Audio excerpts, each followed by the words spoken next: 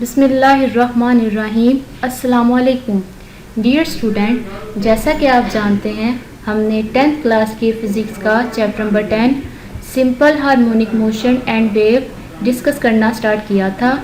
Previous lecture में हमने simple harmonic motion की first example motion of a mass attached to a spring को discuss किया था।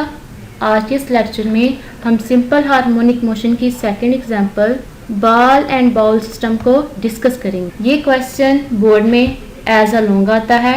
ये क्वेश्चन इस तरह पूछा जाता है, explain ball and bowl system.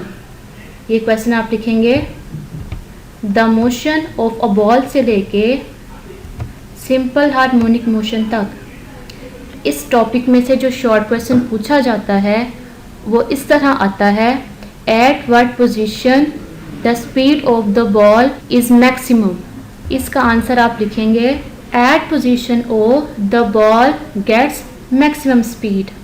Next side block, इसमें से आपको शॉर्ट और एमसीक्यूज पूछा जा सकता है। When a ball is gently displaced from the centre of a ball it start oscillating about centre due to the force of gravity which acts as restoring force। Next हमारे पास simple harmonic motion की third example है motion of a simple pendulum. ये question as a long ही आता है और ये क्वेश्चन इस तरह पूछा जाता है, explain the motion of a simple pendulum.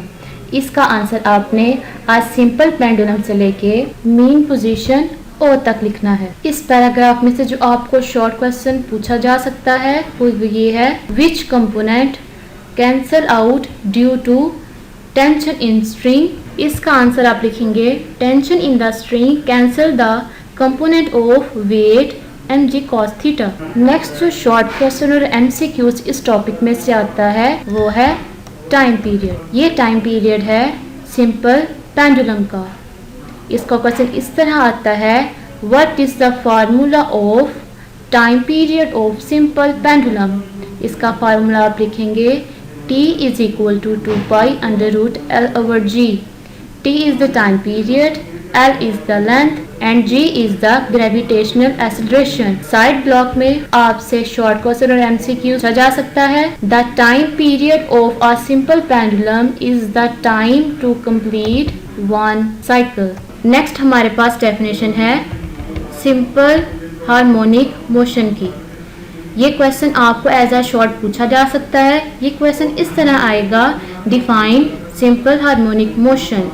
इसकी डेफिनेशन आप स्टार्ट करेंगे सिंपल हार्मोनिक मोशन से लेके द मीन पोजीशन तक।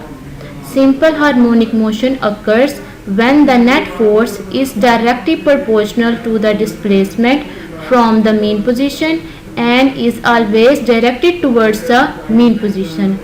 साइड ब्लॉक में इंफॉर्मेशन है जो कि एज एमसीक्यू पूछी जा सकती है।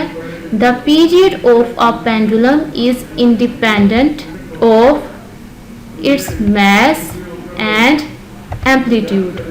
ये क्वेश्चन आपको इस तरह आ सकता है, on which factors period of a pendulum is independent. इसका आंसर आप द पीरियड से लेकर एम्पलीट्यूड तक लिखेंगे।